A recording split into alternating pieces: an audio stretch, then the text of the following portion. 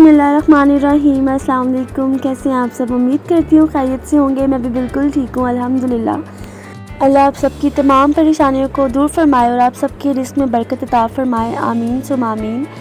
तो ये बताइए कि आप सबकी शॉपिंग कैसी जा रही है? ईद की शॉपिंग स्टार्ट हो गई या अभी थोड़ा टाइम है ईद की शॉपिंग स्टार्ट होने में?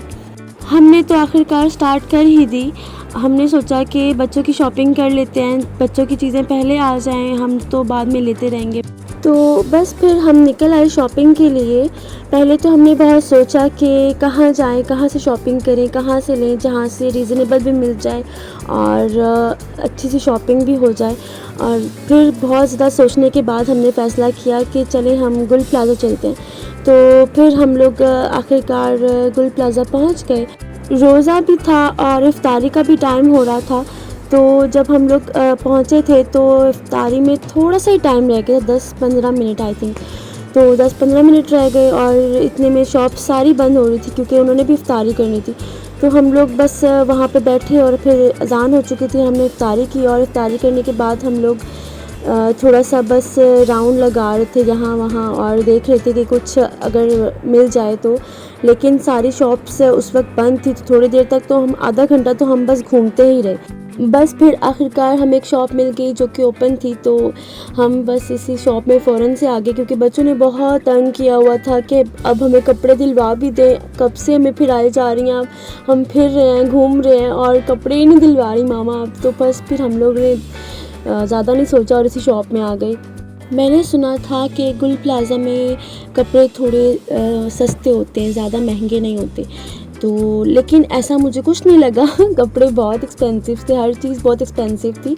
लेकिन ये था कि इस शॉप में कपड़ों की जो फैब्रिक था ना वो बहुत अच्छा था और फिर भी इन्होंने हमें बहुत ज़्यादा रियायत कर दी थी, थोड़े कम कर दिए थे।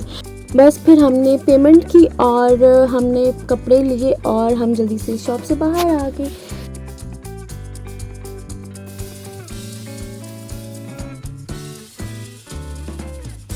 जब बाहर आए तो एक और शॉप नज़र आई, वहाँ से ज़ैनब की एक और फ़्रॉक ले ली हमने। ज़ैनब को फ़्रॉक्स बहुत पसंद है तो मैंने सोचा कि चलो फ़्रॉक ले लेते हैं। यहाँ पर बहुत सारे लेडीज़ वैरायटी बहुत ज़्यादा थी और बहुत अच्छे कपड़े भी थे, बहुत ज़्यादा अच्छे कपड़े थे। तो मैंने सोचा कि चलें अब नेक्स्ट टाइम जब मेरी शॉपिंग करनी होगी तो हम लोग यहीं पे आएंगे और यहीं से शॉपिंग करेंगे। बच्चों ने आइसक्रीम की ज़िद की हुई थी और वो कब से जब से हम लोग इधर एंटर हुए थे ना तो तब से ही ये लोग हमें ज़िद कर रहे थे कि मामा बाबा प्लीज़ आइसक्रीम दिला दें। तो हम इन्हें यही कह रहे थे कि थोड़ा सा रुक जाएं, कुछ शॉपिंग करने दें, फिर आप आइसक्रीम भी खा लीजिएगा आराम से बैठ के।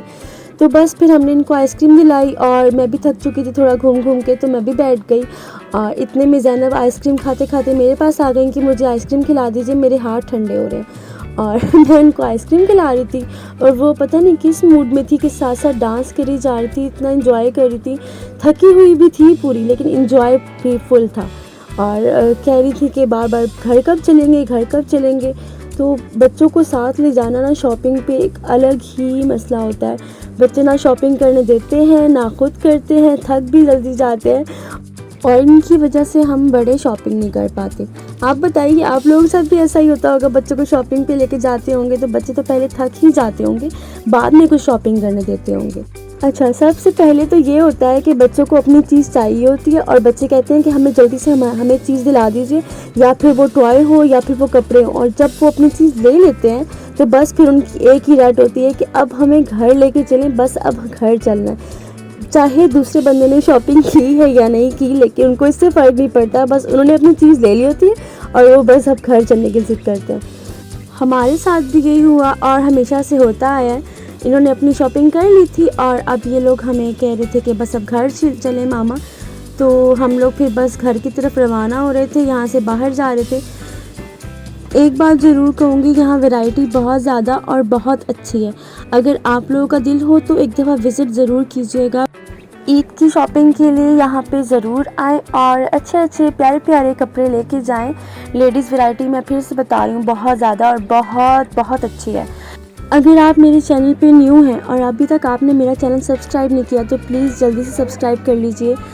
और अगर सब्सक्राइब करते हैं तो वीडियो को फुल वॉच किया करें और प्लीज़ स्किप मत किया करें, क्योंकि आपके व्यूज़ की बहुत ज़्यादा ज़रूरत होती है हम व्लॉगर्स को। हमारे लिए बहुत बहुत कीमती होते हैं आपके व्यूज़। अल्लाह आप सबको बहुत खुश रखे। और जो लोग मेरे व्लॉग्स देखते हैं उनकी मैं तहे दिल से बहुत ज़्यादा शुक्रगुज़ार हूँ। बस जल्दी से सब्सक्राइब कर लीजिए और मेरी फैमिली में शामिल हो जाएं। अपना बहुत सारा ख्याल रखिएगा। आज की वीडियो इतनी ही, कल फिर हाज़िर होंगी एक नए व्लॉग के साथ। दुआओं में याद रखिएगा और खुश रहें, आबाद रहें। अल्लाह हाफ़िज़।